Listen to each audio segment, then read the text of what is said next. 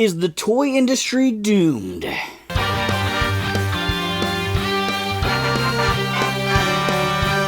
Welcome to Pegwarmers, I'm Kevin, and I'm here to talk about toys. Last week's episode was all about New York Toy Fair, and today's episode continues a little bit on that trend, talking about toy news. I've got a new to the collection item, I've got a nostalgic look back on an ad from a comic book from the 90s, and maybe a little bit more packed into this episode of Pegwarmers. I usually save this for the end of the episode, but do me a favor, hit the like button, tell YouTube that this is quality content, help the channel be seen by more people. I got home from New York Toy Fair, I worked on editing my episode with some of my favorite things I saw at New York Toy Fair, as well as all the awesome stuff Jazzwares gave us from the vault. What a fan, what a way to take care of your fans and the press, get people excited about stuff. I'm still amazed at all the stuff we saw from Toy Fair, but Toy Fair was different. Toy Fair has been different off and on, post-COVID, some things changed, but this year was kind of interesting, and Hasbro was inside the building. Mattel was back, because last year they weren't even at Toy Fair, but there were some other companies that weren't there, like Jada Toys. Last year I got to see their booth with the Mega Man and the Street Fighter stuff, and all their die-cast cars and things, and they weren't there. So it's strange how Toy Fair is in a state of flux. So many toy shows, collector toy shows, are catering to some of the collector brands. So you see companies like the Four Horsemen doing exclusive figures at ZoloCon and things like that. And, is it easier for them to use a show like that or PowerCon to announce new things than New York Toy Fair? So I was looking for some ideas for this week's episode, and I was basically reading through news articles, and they were all about things people saw at Toy Fair and tariffs. And it got me really on this track about, what is to come of the toy industry. A lot of the articles stated several of the same facts, and I'm sure the Toy Association, provided these different, numbers in comments to different media outlets. But basically, 80% of toys come from China. And with possible new tariffs coming out, that's going to put an additional cost on toy makers and probably on toy buyers. And I'm not trying to make this a political thing. Obviously, there are reasons for it and reasons against doing it. Obviously, the toy industry doesn't want tariffs on their product. It makes total sense. And so I'm not really trying to take sides here, just sort of trying to report some of the facts. Obviously, I have thoughts in both directions. I'm a pretty moderate person, so I just kind of want to unpack some of these facts here. The author of the first article I had read continues to go on to say that either the manufacturers have to renegotiate with retail on prices, or they have to figure out how to cost reduce. And we've been seeing this. I don't know if you guys watch Spectre Creative, the toy guru. He was talking recently about some of the stuff Marvel's doing with, like, Marvel Legends figures not having the Build-A-Figure parts, and some of them coming with accessories that are reused from figure to figure. Like, Rom the Space Knight has a Rom comic. It's a piece of plastic with a sticker on it. Everybody in his wave has that accessory, just like all of the Secret Wars figures, the Secret Wars tribute figures all have the shield as their accessory. It's like a small change, but it's saving them tooling money and, possibly making that wave be able to be produced at the same price as other things, with costs going up. It's kind of interesting. The toy industry is worried that the cost of toys could go up by 15 to 20% by the time we're shopping for back-to-school items. So, obviously then Christmas is after that. The Toy Association has lobbied to keep toys as an exception from these kinds of tariffs previously and again now. Basically citing that there's no way to find the expertise anywhere else in the world that the Chinese manufacturers have. They've been making toys and doing injection molding things in China for literal generations. And they just are really good at it. They have everything set up, the infrastructure to produce toys this way. It doesn't mean that there's nothing produced here. Like K'NEX is a brand of toys where I think some of the K'NEX motors are made in China, but all of the regular like sticks and snowflakes, as I call them, the pieces to K'NEX, are all made here in the United States. They actually used to be made very close to where I live, but that's kind of an exception. The CEO of Abacus Toys was interviewed for one of these articles, and basically he found a company in Texas that could produce one of their products for the same price as the companies in China. So, they're moving that product here. And that's fantastic. And that's really what these tariffs should be doing. That's when they put tariffs on products coming in from other countries. It's usually to help give the homegrown product an advantage, right? Like, you can either, it can cost a little bit more to produce it and still make a margin, or at least the ones being imported can't undercut the price. That's kind of what happens with tariffs, if you know economics at all. And I am not an economist, but this is, my understanding of tariffs. So that's great that he's found an American company that can do it and create American jobs. Like, that's the positive side of the tariffs. But it's only one of their products, and they said their other products, there is not the expertise to do it here. There's not even the plastics manufacturing logistics to do it, the supply chain to do it here in the U.S. So it's a toy called Pixicade that they're going to produce here, but the other products are too complicated. I found another article based on Hasbro and their CEO. He's done a lot of talking. I don't know if you guys saw the thing about he would love to see the flag get remade. Had some people in the Facebook G.I. Joe groups excited because, everybody wants the flag to get remade. I don't think that's a serious thing. I think that is a headline grabber. It's a way to name drop the coolest thing that Hasbro's ever made. But tariffs, we're talking about the price of stuff going up, and it's never going to happen. They're not going to reissue the flag in O-ring or classified scale. I would be absolutely shocked if that ever happened on any major scale. Anyway, back to the subject at hand. The CEO of Hasbro said it would cost 50% more to manufacture toys here, so that's not going to work. And it also is going to take years to establish that. Just because we want to move business to another country doesn't mean it would happen instantly, right? It takes time to build factories, to hire workers, to, do all the things that it takes to do it. In the interview, the CEO of Hasbro also talked about trying to move production to other places like Vietnam and some other countries. But I thought that was the reason they said that the Dungeons & Dragons toys kind of sucked. Do you guys remember the Dungeons & Dragons toys based on the D&D cartoon? And a lot of them had problems with, like, the arms breaking off, and you had to, like, boil them to get the paint to loosen up. That was the excuse. It was a quality control error because they moved production to Vietnam, and those people didn't have the toy making experience, but they're trying to diversify. I know they've been trying to diversify where stuff gets made for a while. I think Super 7's been using some factories in other countries too at different points in time, and that's good. It's a way to try and get around the tariffs, but if the product is going to suffer, it's not a great solution either. The author of the article also went on to say that the big companies have the ability to try and negotiate with the retailers or move location of production, but the little companies don't have that kind of wiggle room. Another big challenge for the toy industry is that 50% of all toy sales cost under $20. So if the price jumps up, it's hard for them to keep it under that $20 price tag. And we've seen that with action figures. Now that Marvel Legends cost $25 and things like that, it's really going to be tricky to keep things other than maybe like Hot Wheels cars, really small toys under that $20 price point. And where does that break-even point fall? Where do you stop buying? And we hear it all the time. People don't want to pay $55 for a Super 7 Ultimates. People don't want to pay $20 for a reaction-style figure. And those are the collectors complaining, right? Those are the people that love action figures. Where does the parent and the gift giver fall into that, where they're going to say, now we have a toy at home. No, here, you can get this thing out of the quarter vending machines. Like buying the tchotchke thing instead of something more legitimate.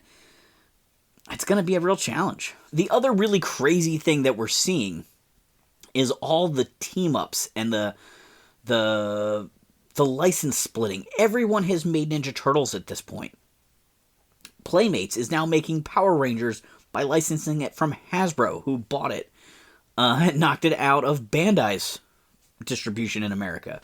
Right? Mattel produced a G.I. Joe Mega Construct set, and now Hasbro is doing Barbie Play-Doh toys. It's insane, but the toy companies are doing whatever they can to make a buck and make something relevant and stay on brand. Hasbro is basically saying they're pulling out of the entertainment movie business at one point there, right? It seemed like G.I. Joe and Transformers aren't getting more movies, but yet there's still talk about a Monopoly movie. And I get it, it's a big birthday coming up for Monopoly, but board game movies? Battleship was decent, but I don't really know how you're going to pull this off. I think a brand like G.I. Joe or Transformers or Power Rangers, right, for another brand that Hasbro owns, that has a story to it, built into it, it's got to be easier to make a decent movie of, although they seem to have trouble doing it. Something like Monopoly, there's much less story there, and maybe they feel like they can do something really groundbreaking like Mattel did with Barbie, but I think that was lightning in a bottle, and something that Mattel's not going to be able to reproduce and cash in on over and over again. I don't know where the way to go is on that kind of stuff, but definitely the toy companies are looking at entertainment, which ties into my next article, the rise of location-based entertainment. Location-based entertainment generates $5.7 billion annually. These are theme parks. These are stores branded for a specific IP.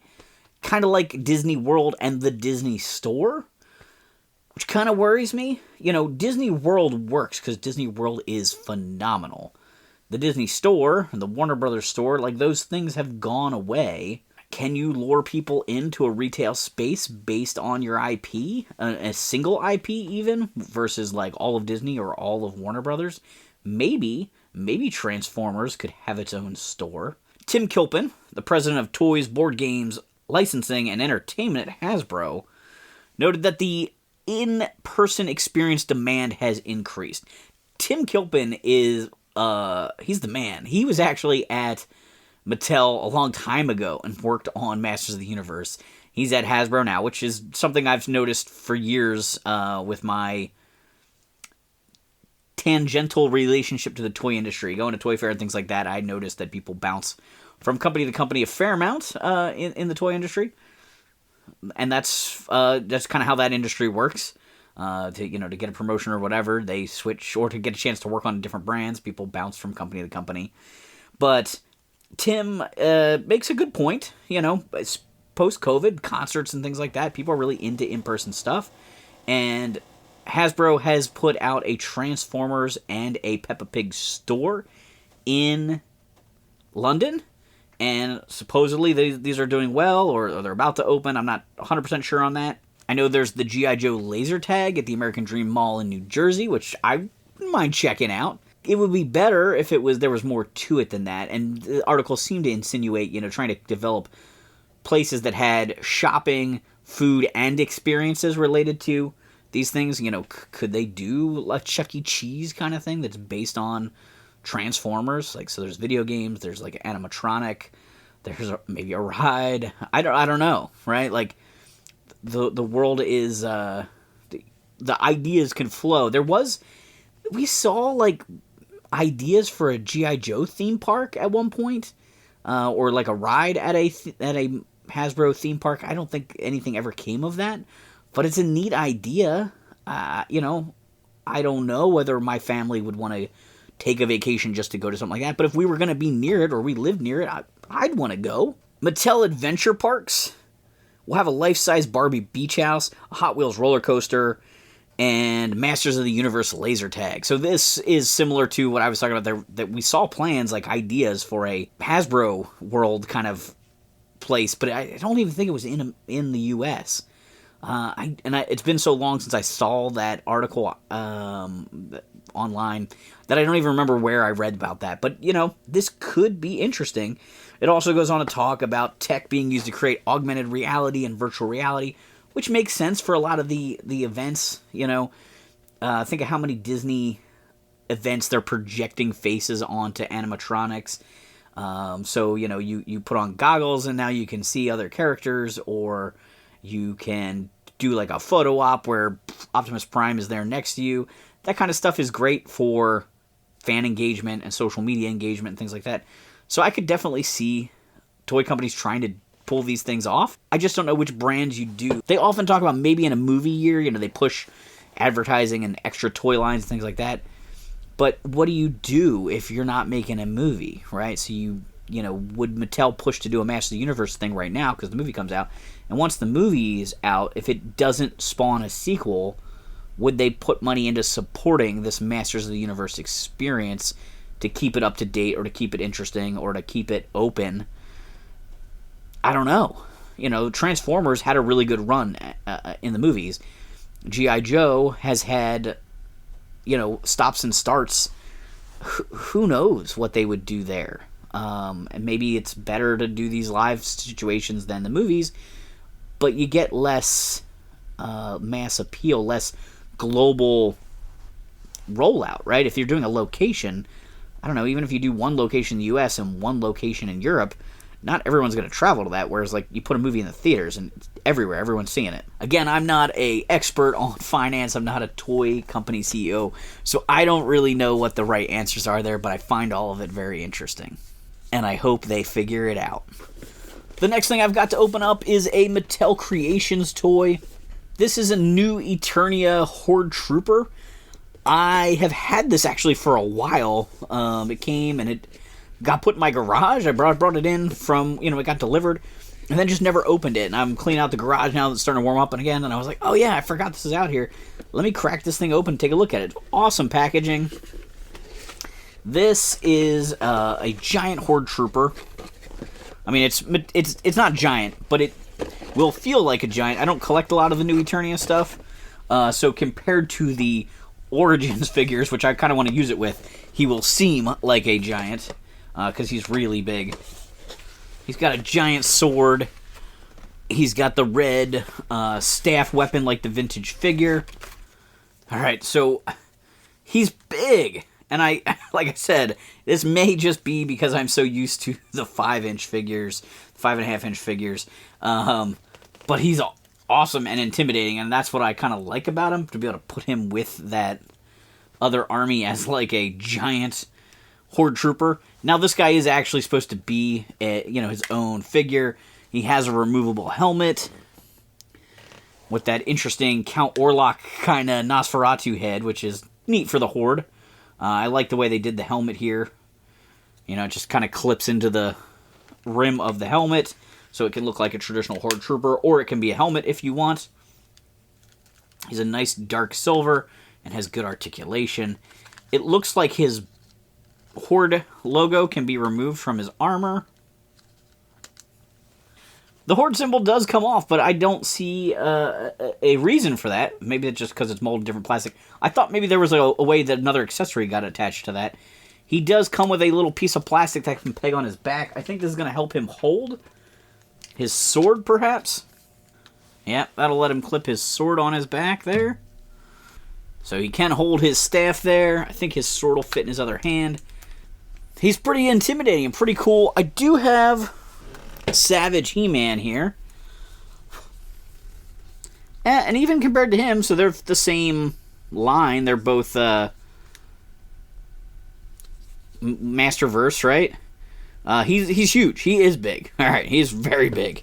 Because Savage He-Man is just a regular He-Man body, even though in the cartoon he was like the Incredible Hulk. So this figure is enormous and really cool. And I love that we're getting some kind of interesting, new takes on characters through this line. It's the reason that I kind of wish I collected it, but I just have so much Master stuff that I can't get it all, and so I'm sort of saving Masterverse for a few select pieces here and there that I think are kind of interesting takes. I have to keep playing around with it, and I discover new things. So his chest armor does come off to reveal sort of that red insides, the guts of the original Horde Trooper. He seems kind of plain like that. I mean, it does show off his head a little bit more, but I think he suffers without the shoulders. It does let you see his face a little bit more, but I just don't. I don't love the look as much. But I guess the Nosferatu head is a little goofy with the shoulder pads on. So, yeah, depends which look you want, probably. I want him to be a giant Horde Trooper, like a big, menacing robot, that Horde Hack commands to kind of back up the rest of the Horde Troopers. So I'm excited to have him this way. This packaging has a cool Fright Zone image there, as well as some artwork of the Horde army. I recently did an episode about 1991 Consumer Reports, and it was a printed magazine that talked about toys in some of it. And I was recently looking through some comic books. My mom grabbed a stack of comics at the thrift store. This one's in surprisingly nice shape. The spine isn't all busted up.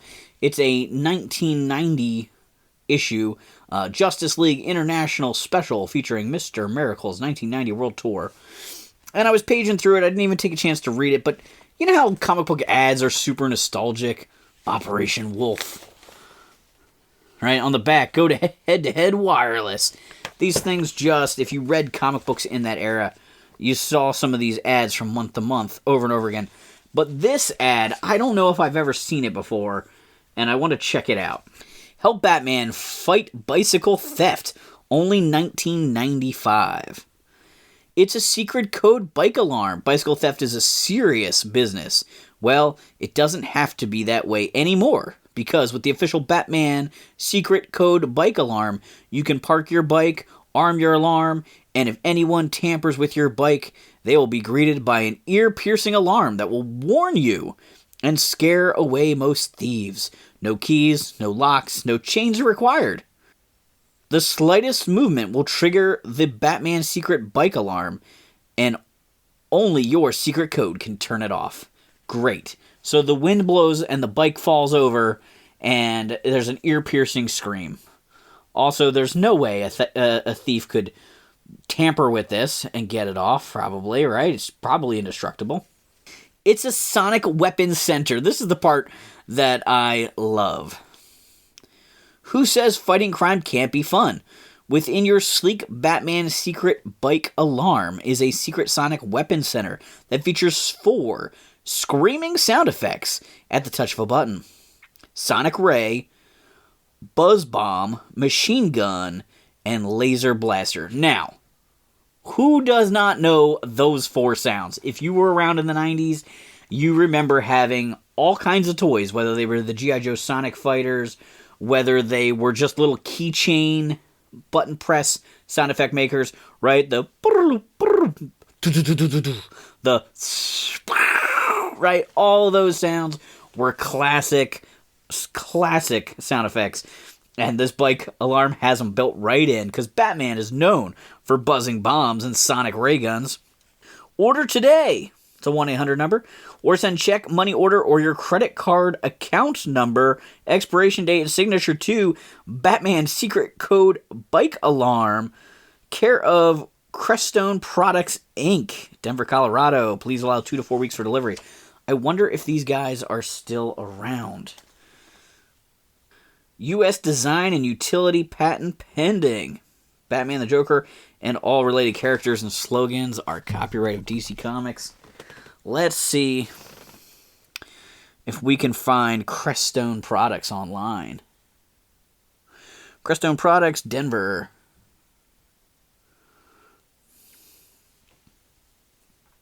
Crestone Technology Group, Crestone Services. What is special about Crestone, Colorado? Crestone Bakery, Crestone Technology Group, Crestone Creative Trade Co. Crestone Products, Inc.? I don't know. I don't see the Batman Secret Code bike alarm on their website. This actually looks pretty lame. But, I don't know. I was very tempted to send them all my credit card information and order one.